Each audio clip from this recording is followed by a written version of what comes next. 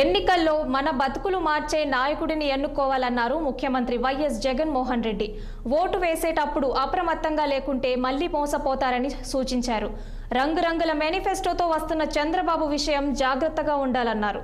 Super 6, 7 అంటూ వస్తున్న చంద్రబాబు గతంలో చేసిన అన్యాయాన్ని గుర్తు చేసుకోవాలని సూచించారు.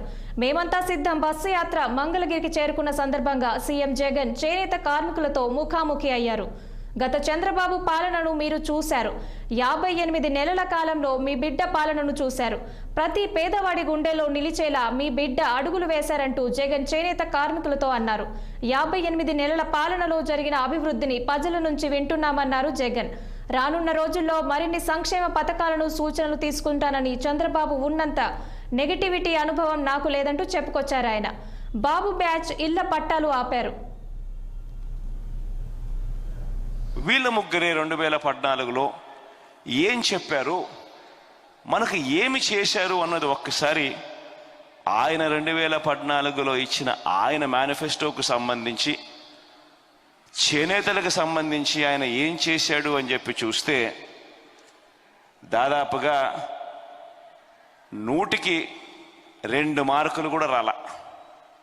అంటే 98% ఎగరగొట్టిన పరిస్థితులే కనిపిస్తూ ఉన్నాయి. ఇది చంద్రబాబు నాయుడు గారి ట్రాక్ రికార్డ్.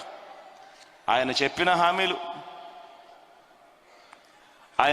హామీలు ఒకసారి గమనిస్తా పోతా ఉంటే, చేనేత సహకార సంఘాలకు భవనాలకు ఆస్తి పన్ను నుంచి మినహాయింపు 0, చేనేత కార్మికులు గుర్తింపు కార్డులు ఇంతకు ముందే ఇస్తా ఉన్నారు, అది కూడా పెద్ద చేసింది లేదు.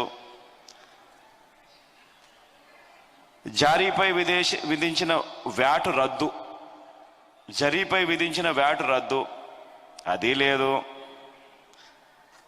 ఒక్కొక్క చేనేత కుటుంబానికి 1,00,000 మేరకు సంస్థాగత రుణ సౌకర్యం, అది లేదు.